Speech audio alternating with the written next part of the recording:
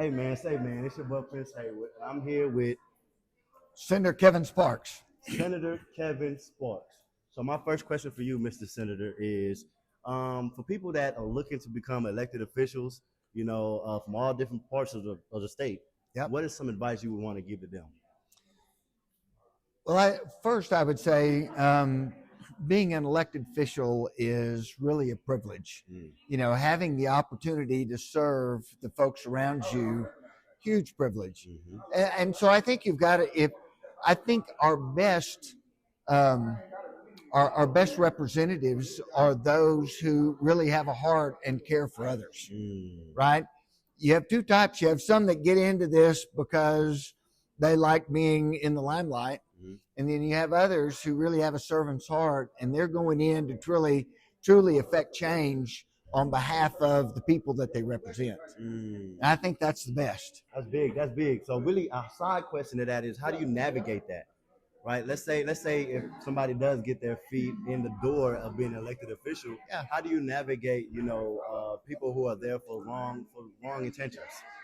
Well, I think it's a lot about education and persuading, right? Our system is built, we don't have authoritarian rule. We rule democratically. And to do that, we've got to persuade others that our way of thinking is better, Yeah. right? Our methods are better.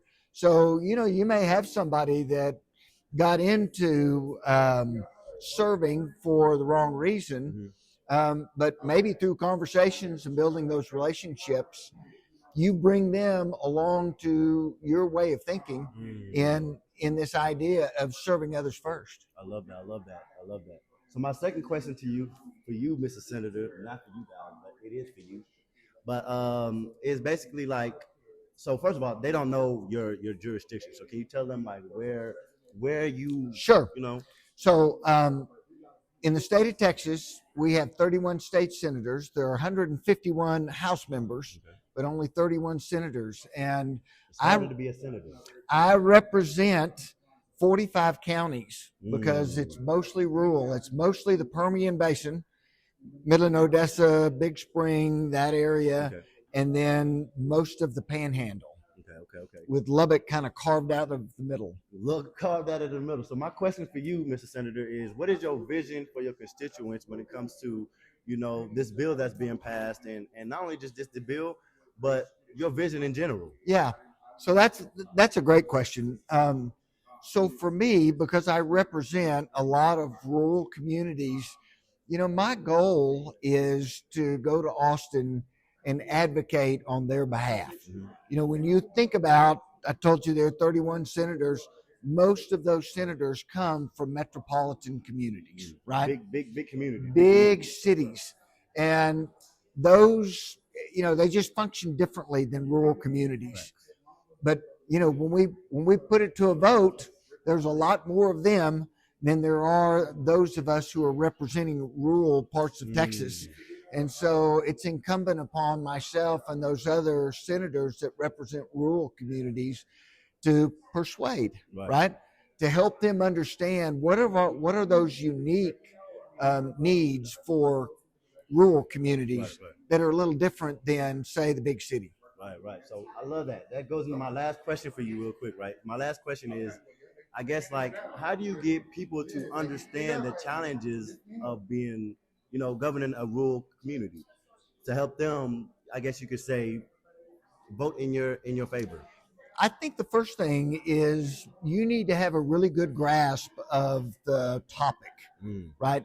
If it has to do with children, if it has to do with roads, if it has to do with workforce initiatives, you need to have a pretty good grasp of the topic that you're trying to persuade. And really the best way to do that is things like this conference today, where you're interacting with the people that are on the front lines. My background, I'm an oil and gas guy. That's what I know the most of. But in my current position as a state senator, which is basically almost unpaid, by the way, I'm expected to know a lot about a lot of things.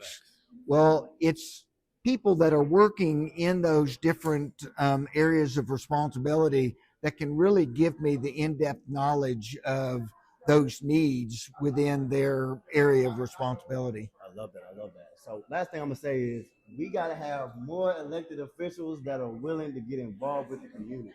You heard what the guy just said, man. The only way for him to know the information about his constituents is for him to what? Get involved, and that's why he's here. So my thing for you guys is get more involved, man. Tap in with your elected officials and help make them get involved. You know what I'm saying? You know, that is a fantastic point, because our country was founded on this idea of each of us having our own liberties that were given to us by God. Yeah. But the only way that that really works is if each of us are doing our part to be a part of solutions. Yes. Right? So, great point. Thank you, my guy.